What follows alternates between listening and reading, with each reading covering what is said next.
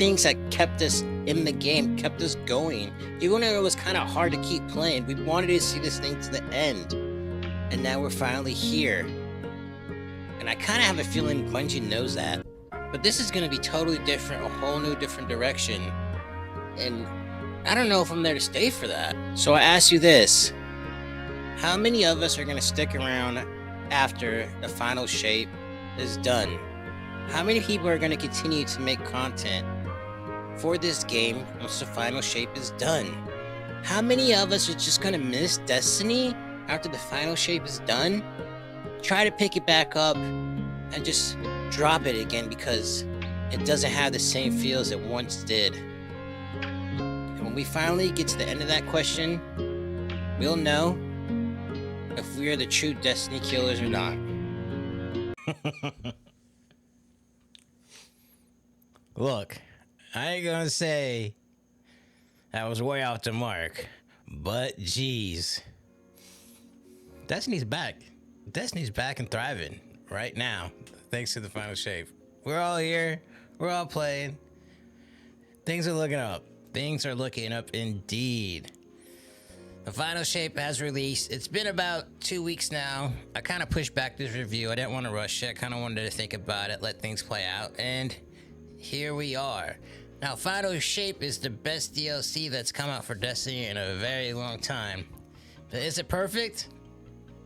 No, not really. There's definitely things about it I don't like, and I will be discussing a little bit later on in the video. But overall, this is a massive win for Bungie. This is a massive win for Destiny 2, and just a massive win for Guardians across the Soul system. First, let's dive into the story. There's going to be some spoilers in this. I don't know how to do a review without doing spoilers when we're talking about the story. So essentially, things get rushed up a little bit, and we're sent into the Pale Heart. And those first missions, I think, for Witch Queen and this DLC, Final Shape, is excellent. I really enjoy just like getting in there, diving in, just kicking a lot of butt in a new area. We're doing cool little new things that you typically don't do in everyday gameplay when you're playing Destiny. I really enjoy that. And we're there, we're in the Pale Heart, and it looks crazy. A lot of it is just like these odd structures, like you see these huge ghosts, and then you make your way up, you're at the old tower. It's pretty cool. And you're fighting these new character types, and boom, you run into Cade. And here's pretty much like my major gripe with the story. Half of the story is just kind of collecting people to get ready for the end. I would say at least like 50% of the story. You gotta find Crow, you gotta find Ikora, you gotta find Zavala. And then you start making your way into trying to actually start defeating these forces that the Witness has. I didn't really like that. I thought it was kind of like lame. Anyways, Zavala acts really out of character. I don't know what they were thinking. Zavala, the actual character, seems way different than what he normally is. Give yourself to darkness. Zavala, this is reckless. And that's coming from me. You're not just going to let him do this, are you? No one lets me do anything. I am Vanguard Commander, and you will follow my orders. And we're your friends. We can... Essentially, Zavala is still like haunted by his past, even though we've ran through a whole season of like him dealing with his past and making peace with it, but evidently he didn't make peace with it. So we got to deal with that, and really a lot of things just kind of cascade out of hand because Zavala can't keep his head on straight, man, and he's just rushing and doing craziness. Yes, he's being influenced by the Traveler and the Witness, but it doesn't seem like it's Zavala. It's very out of character. I don't like it. We do get to see the maturation of Crow. We've seen it throughout since he's been announced, but right now in the Final Shape is when he actually really starts to mature as a character. And ultimately, by the end of the actual story, he becomes a Hunter Vanguard. It's dope. One thing that really got me going pretty much that was cool was that Cade was kind of like just Cade. Like, Nathan Fillion didn't miss a beat when playing this character. It's been years, but it felt like Cade. Like, it felt like I finally got the dude back, and it was just a delight all throughout the whole entire game. Ikora is Ikora. She's somewhat of a static character throughout most of Destiny 2, so she's kind of right there. She's a little worried about Zavala, but whatever. Zavala's Ghost. So Zavala essentially is going to end the conflict and sacrifice himself to the darkness and the witness to find a way to beat it. Like an idiot. So out of character. But his ghost steps in and his ghost gets destroyed. We end up saving Zavala. Zavala goes into like a little depression, and there's a bunch of other stuff. There's cool things that show you like the memories of the past and sometimes how they're feeling throughout the game, but yeah, I didn't know about Zavala's ghost really, and I didn't really care about it. So when they killed him off, like, cool. I guess I'm sad. I don't know. That was kind of weird to me too. But overall, the story is actually pretty good. Traveling through the Pale Heart, I enjoyed it. I enjoyed the kind of like the scenery. The skybox looks great. It's awesome how it goes from light to dark. And there's definitely places in between that all mirror places in Destiny 2. So that is an A+ on my books. Now we must talk about the actual ending of it. Okay, so the raid is somewhat tied into the story, and look, I'm gonna be honest, I don't really have a crew like that. I was really suspecting this was gonna be the easiest raid Destiny's ever made because, I don't know, some director named Joe Blackburn said it was going to be. With Oryx, and then for like 20%, there was this other thing that they could go do, have another experience with Oryx. Right. And so for this one, we say, hey, we want everyone to go really set up what's happening in the final shape. And then for everyone, right, and we're not gonna get into that, right? You should all wait for the raid, right? Like, and we're gonna like help make sure everyone is brought along for the end of this journey. I think it takes a lot of our learnings from both really classic experiences like Crota and Oryx and sort of infuses them with what we've been doing with things like Savathun and Callus, and like taking all that lessons and saying, okay, we think we can do this the right. But it wasn't. This ended up being one of the hardest raids, and it's still really hard for people to clear right now, so I did a little message for the people that cleared it, you know, just don't worry. Just get power up, keep going, learn. You'll get through it eventually. It's always the first month of the raid is always like, there's always gonna be dead like raids. Like, it's just a part of Destiny 2, so don't worry about it too much. And then you get the cool Excision 12-man parts, and this is the actual end part of the actual story. And it feels like you're there in the Avengers. Everyone's there. Mara, Zavala, LC, everybody's there, bro. Everyone's clicked up together in a Pale Heart to take out the Witness in the final stand. And we do, or we win. All the Guardians that are there use their ghost to finally blast them through, and Witness goes down. So on 3 separate occasions, we beat the Witness at the end of the main campaign, the end of the raid, and then at the end of this activity, which is the true end. And just so happens that Ghost was sick in the beginning of the thing. We're going into Pale Heart, and he was cracked up. And at the end, after you channel the Traveler's Light, the homeboy, he's done, bro. He's gone, you know? And Ghost dies.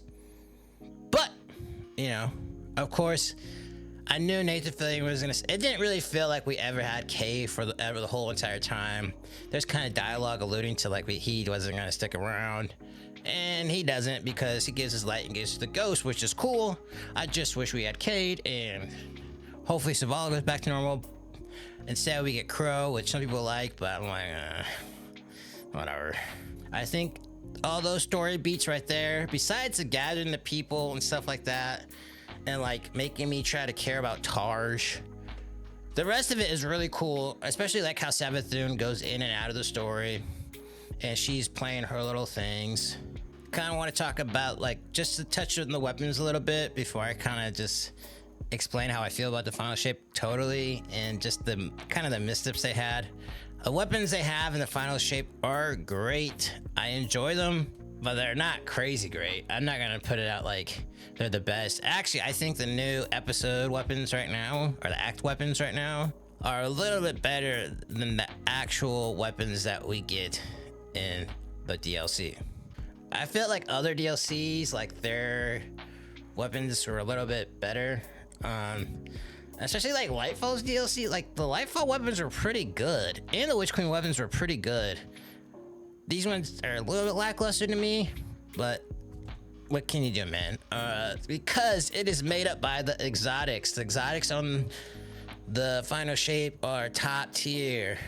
I'm thinking of things like we get Red Death from the episode, so that's the seasonal weapon, but you're able to get it right away in the final shape. But we got the Kavazkov, which went buggy for a little bit, but I think it's back. Got Microcosm, which is just the heavy trace rifle, which is just crushing people. We got just the armor. I only have the Hunter armor set, which really like helps out with especially like the new prismatic abilities, which I'll go into in a little bit later on. And tessellation counts, I guess, but we had that for a while. And the Ergo Sum, which is a new special ammo sword, which is, I don't really care about that. It's the Gallahorn of swords, but I'm sure it's cracked. I just don't really know how to use it, and it's really mid to me right now, but probably when I learn some builds and actually learn to function with it, it'll be pretty sick. But yeah, for weapons, final shape, I'm gonna give it an A. Those exotics really make up for the kind of like the regular weapons, and I just think they're really top tier. So this is probably the best group of exotics we had in expansion. Now I'm sure there's gonna be more things to come out with the final shape later on in the life cycle of the expansion, but for right now, that's kind of what we got. It was a little shorter than I was expecting it to be, but I think it was impactful enough to be an expansion. I don't think it was impactful enough to be like the curtain closed, like, oh my god, my heart is swooning and yearning and I'm sad for Destiny 2. It just felt like it's a continuation, and they pretty much said it like, we're gonna face the Winterwear and there's other forces out there, and it's looking like we might leave the Sol system. So there's a bunch of other stuff to do. It doesn't even feel like we closed a chapter of Light and Dark. It just feels like we just kind of beat a boss. That was kind of a good threat. Some people died, some people lived. Things changed up a little bit, but things didn't change that much. Overall, what do I think of the final shape? I think that the final shape is an excellent DLC with some faults, like some characters, like I explained before, specifically Savala, like acting out of character. A little fan servicey, but that's cool if you're trying to be the end of it. Ultimately, it was kind of, I hate to say this, but non-consequential to the Destiny universe pre-Beyond Light. Like, overall, the Destiny universe is the same. If you chunk out Beyond Light, Witch Queen, Lightfall, and the final shape, you take that out and just remove it and just start like where Echoes is, like, you're kind of not missing. Like, it's kind of like that little section is his own story, but like it didn't change the status quo for Destiny, if that makes any sense to me. So I'm a little let down by that. I thought we were gonna go back to the old tower. I thought there was gonna be a whole bunch. I thought it was gonna be almost a brand new game after the final shape, and that's kind of not what we got. I think that lore-wise, I think we're gonna be floating around a little bit. We had the little VidDoc thing.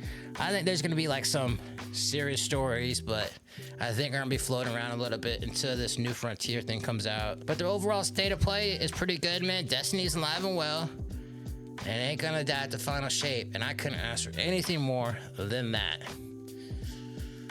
Thank you for watching. Sleek Shadow here. Like and subscribe if you like my work. If not, thumbs down it and yell at me. I don't know. It doesn't matter anyways.